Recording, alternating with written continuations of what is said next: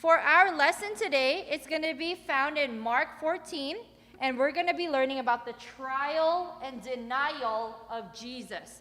Trial and denial of Jesus. I have a question for you guys first. Have you ever been blamed for something you didn't do?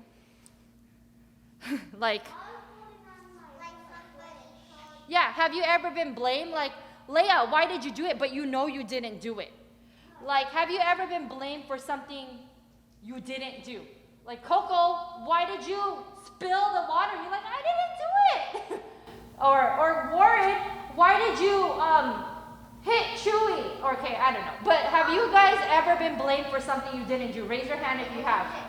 What did you do when that happened? What did you do? What was your reaction? Caleb, what did you do when that happened? Evidence. You had evidence? So, what do you mean? You just said, here. No, like, what did you do? Did you say, no, I didn't? Like, did you defend yourself? What did you do? When you got blamed for something you didn't do? I didn't know what to say. You didn't know what to say? You just went, okay. I always get blamed for my sister. Yeah, what do you do? I've heard you before, Warren. You go, no, I didn't do that, right? And that's okay because you didn't do it. Of course, I'm going to defend myself. If I didn't do it, I didn't do it, right? Coco, what do you do if you get blamed? You have a lot of siblings. What do you do when you get blamed for something you know you didn't do? I just say no, I didn't do it. Yeah, what if you say, yeah, you did? You say no, right? Like, no, I didn't do it. And you defend yourself. That's what anyone would do. If you didn't do it, you're going to defend yourself. Today, our setting, like where our story or where our lesson is going to take place, is going to be a trial-like setting. Order in the court. It's a trial-like setting, okay? This is Isaac's toy. What are some things you think about when you think of a trial? What are things you think about when you think of a trial? Order. Gold? Okay, we got to teach you trial. Trial. What do you think of when you... I think of, what is that called again, where they say like the numbers and stuff, and then they have to like put up the card and it's like them or something? Oh, you guys knew what a trial... Okay, Caleb. Like a courtroom. Courtroom. Okay, what else do we think of in a courtroom? Or what do we see in a courtroom? Who am I? Order. Huh? The pizza man? No. Close, though. I like that answer better. Who's this? I'm the... Starts with a J. Judge. I'm the judge. What else? What else when you're in a trial? You have a judge, you have a courtroom. What else? Jury.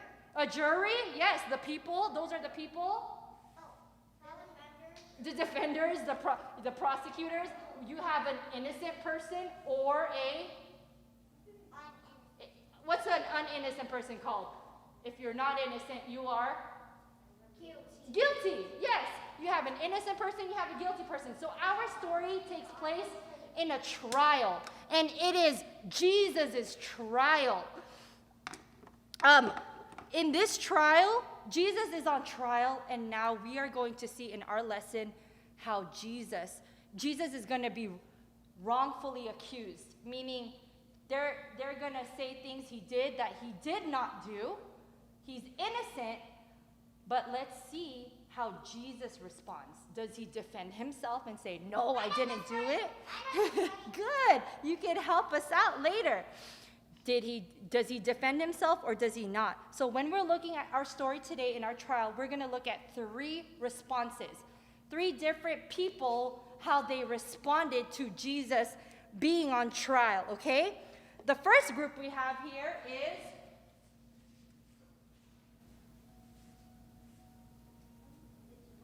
three responses, okay?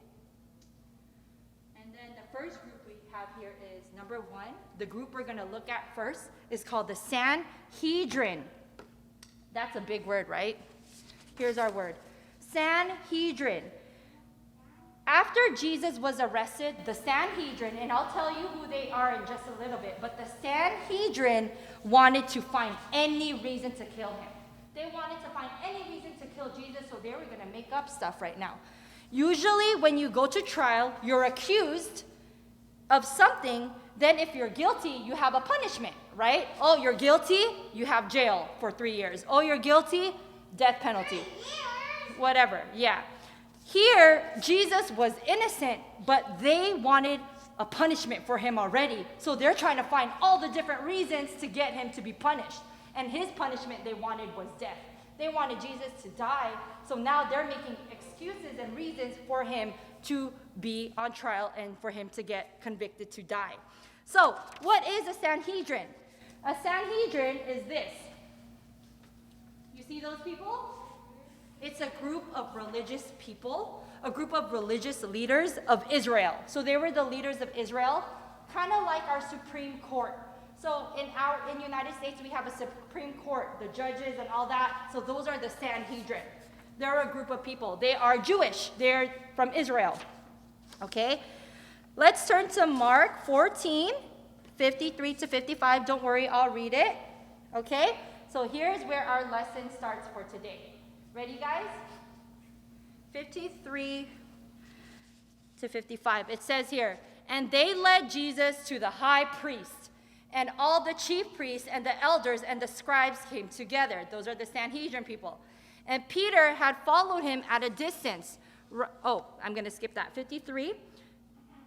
And the scribes came together. Now the chief priests and the whole council were seeking testimony against Jesus to put him to death, but they found none. For many bore false witness against him, but their testimony did not agree. And the high priest stood up in the midst of and asked Jesus, have you no answer to make? Because there they are. They're making false accusations. Oh, Jesus did this. Jesus said he was going to destroy the temple. They were just naming stuff that he was doing, and it didn't even mean he was guilty at all, but they were trying to make him guilty. So the high priest talks to Jesus and says, have you no answer to make? And Jesus didn't say anything. They were accusing him of things he didn't do or that were wrong. And did Jesus defend himself? No, he didn't say anything. Have you no answer to make? What is it that these men testify against you? But he remained silent and made no answer. Again, the high priest asked him, are you Christ, the Son of the Blessed? And Jesus finally answered, and he said, I am, and you will see the Son of Man seated at the right hand of power and coming with the clouds of heaven. Oh, I went ahead, but that's okay. So Jesus doesn't defend himself, but when they did ask him if he was the Son of God, if he was the Christ, did Jesus answer? He said, yes, I am. That one is the truth, and he's going to answer to that. He is the Son of God. He is Christ. And then guess what happened with the high priest? When Jesus finally answered, yes, I am, the high priest got mad, tore his garments of anger. He was like, what? And he said, you are guilty of blasphemy. Let me read that real quick, and I'll tell you what that big word means. The high priest tore his garments and said, what else do we need? What witnesses do we need? You have heard his blasphemy. You heard Jesus' blasphemy. What is our decision? He deserves to die. So what is blasphemy? He charged him with blasphemy. It means speaking badly about religion or insulting God. So when you do blasphemy, you are insulting God. So they said Jesus was insulting God by saying he was the Son of God. So they were saying that he was lying. He was mad because Jesus was saying he was God. But was Jesus God? Yes, he was. He wasn't lying, but they were saying he was saying blasphemy, and they were going to charge him against that because they couldn't figure anything else out. So let's go. Did I finish reading 64 to 67? Let me finish this. You have heard his blasphemy. What is your decision? He's talking to the Sanhedrin and the people, okay? And they all condemned him as deserving death. And some began to spit at him. Puh. Oh, I spit at myself. Puh. And saying to him prophecy, and the guards received him with blows. They hit him, spit at him, and said, you are lying, you are blasphemy, you are not the Son of God. but Jesus is, and he let it be. Okay. Could Jesus have stopped that? Could Jesus have stopped them from hitting him and saying that to him? Could Jesus say, stop? He can if he wanted to. But did he? No, he didn't. And he knew. We're going to get to that later, but just think about that. He didn't stop them. They were telling him he's lying. He was in trial for something he was innocent of, and there he is. They're beating him, spitting at him, and saying he deserves to die. Let's charge him against blasphemy. So here's the Sanhedrin, okay? That's our first group. Jesus didn't do anything. Let's look at our next response, our second person that we're going to look at. Peter. Who knows who Peter is? Who's Peter? Leah. Peter is a man. Who else? What is special about Peter? Who is Peter?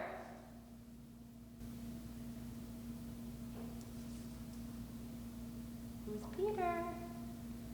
If you've been hearing our lessons for the past weeks, it's somebody that's been along with Jesus.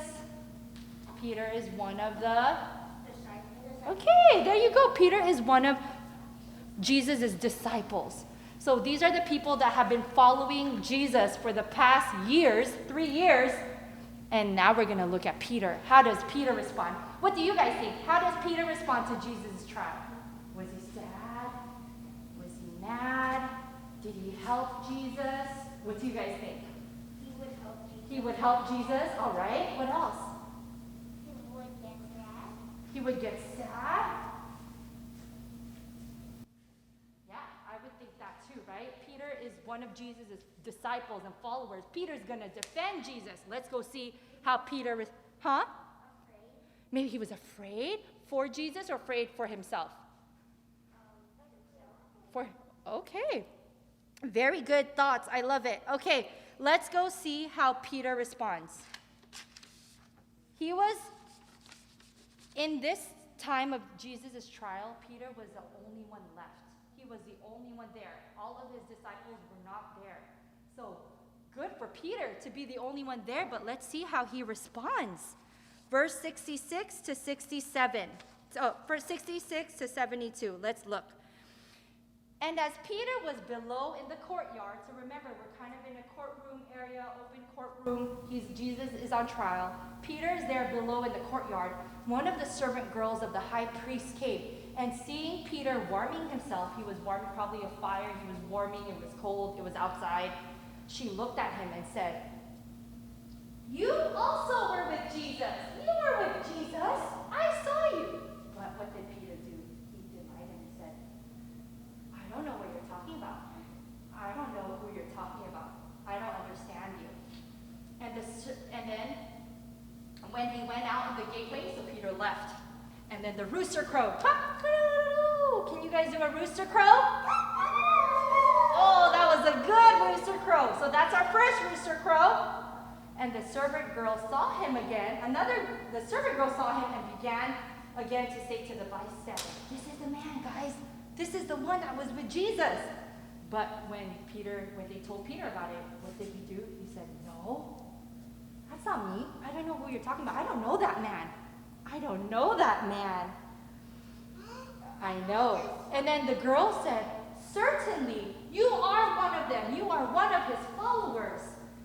But he began to get angry and curse and, "I don't know this man of whom you're talking about. I don't know him."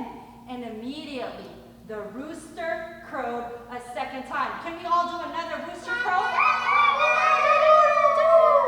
And guess what?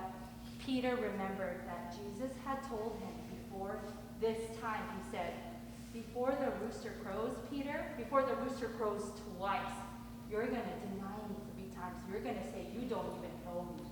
And Peter remembered that, and he cried. He cried because he was sad that Jesus was right, that Peter abandoned Jesus.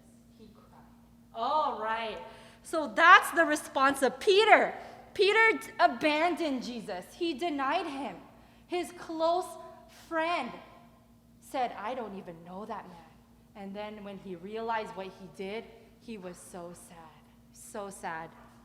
Okay, are you ready for response number 3? So who was our first people? Who was the first response? Who were the first people we looked at?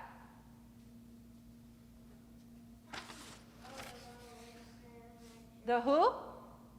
The Sanhedrin and the Jews, okay? The second person we looked at was who? Peter. Now our third response we're going to look at is Pilate. Do you guys know who Pilate is? Who's Pilate? His real name is Pontius Pilate. Can you say Pontius Pilate? That's good. Pilate was a Roman governor of Judea. So he was the governor of that area where they were, okay? What is a governor's job? His job was to punish the guilty. If you are guilty, you're going to get punished. But if you are innocent, he's going to protect you. So is Jesus guilty or innocent? Innocent, yes. So should Pilate punish him or protect him? Yes, he should protect him because he was innocent. Now let's see what Pilate does, okay? The high priest and the Sanhedrin, the people, remember the high priest guy and all the Sanhedrin people, the leaders, brought Jesus. Can you imagine Jesus like this? He's probably handcuffed and just walking around like this and hurt and bruised because he's been spit at and hit. They bring him to Pilate, the governor. You see him? This is Pilate right here. Why does he look short? It's a back view, so you don't see his long legs, okay? There's Pilate. They bring him to Pilate. And Pilate questioned Jesus. He questioned him. He was like, okay, what did you do? All that. But as he was questioning him, he knew he was innocent. He found no fault in Jesus. So even Pilate knew Jesus was innocent. So what do you think he does? Do you think he releases Jesus and lets him go, or do you think something else happens? Something else happens. Of course, right? We know Jesus doesn't get released. We know that. So why? What happened there? So let's read verse 9 to 15 of Mark chapter 15, okay? I just need to breathe a little. Okay. Pilate knew Jesus was innocent, but he cared about what the people thought about him. He didn't want to look like a weak ruler. He didn't want to look like he made a bad decision. So Pilate cared about what other people thought. And here he has these people saying he deserves to die. But Pilate knew he was innocent. And Pilate's job was to free him. Pilate's job was to protect him. But because he saw these people saying he should die, Pilate wanted to please them. So instead, what Pilate did was he said, okay, I have a plan. I'm just going to have the people choose if they want Jesus to be free, or I'm going to pick another prisoner to be free. And let them decide. Of course they're going to pick Jesus because he's innocent. They should free Jesus. So this is what Pilate did. That's why do you see Pilate here with Jesus and another man? So this is what he does.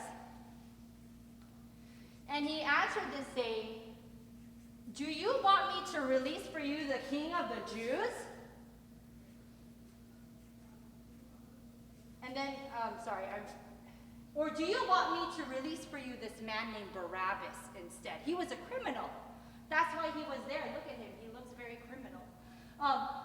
He's a criminal. Do you want me to release Jesus, the king of the Jews, or do you want me to release this prisoner, Barabbas? And what do you think the people said?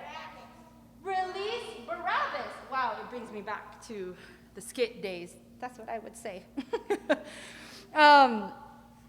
And they said, release Barabbas. And then Pilate said, then what should I do with Jesus? Pilate knew Jesus was innocent. He knew Jesus should be released. He said, then what should I do with Jesus? And they all shouted, kill him, crucify him. And that's what Pilate did. Pilate cared more about what the other people thought, even though he knew Jesus was innocent, and he let the wrong person be released. But was it really the wrong person? I mean, yes, Jesus was innocent, but did Jesus have to die? Did he know he was going to die?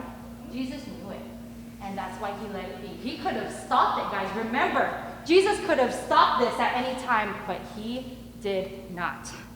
Okay, so instead of protecting Jesus, Pilate handed the king to be killed, and he got a criminal released. Jesus was wrongfully accused by the Sanhedrin.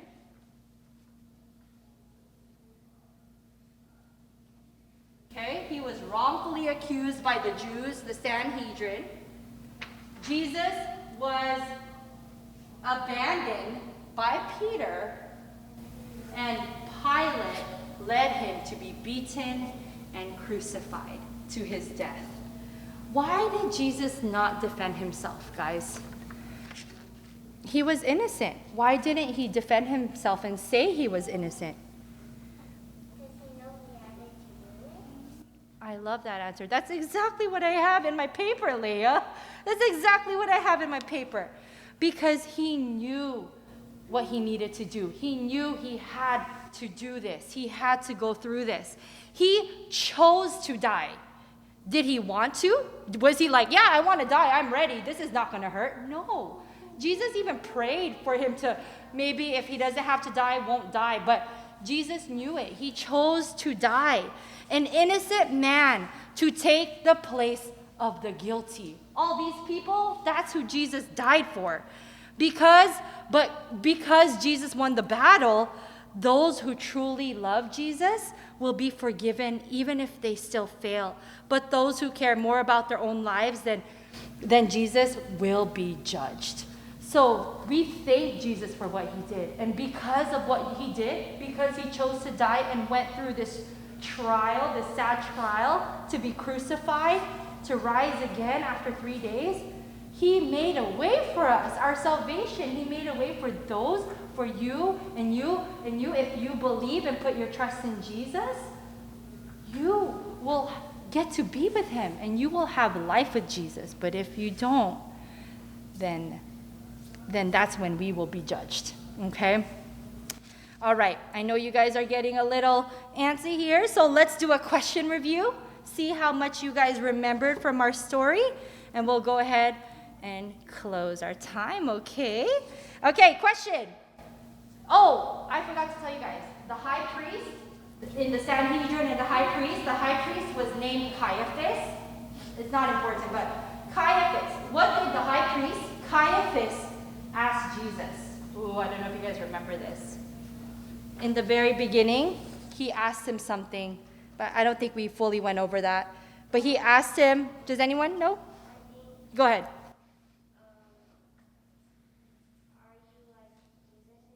Yeah, good. Like, are you the Christ, the Son of the Blessed One? Exactly. Good job. Are you the Christ, the Son of the Blessed One? What did Jesus say to that? He said yes. Yeah, he said, I am. Yep, I am. Good job.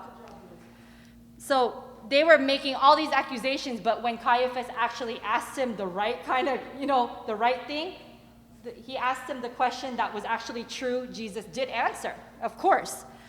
Okay, when asked if he was a follower of Jesus, what did Peter do? When they asked Peter if he was a follower of Jesus, what did he do?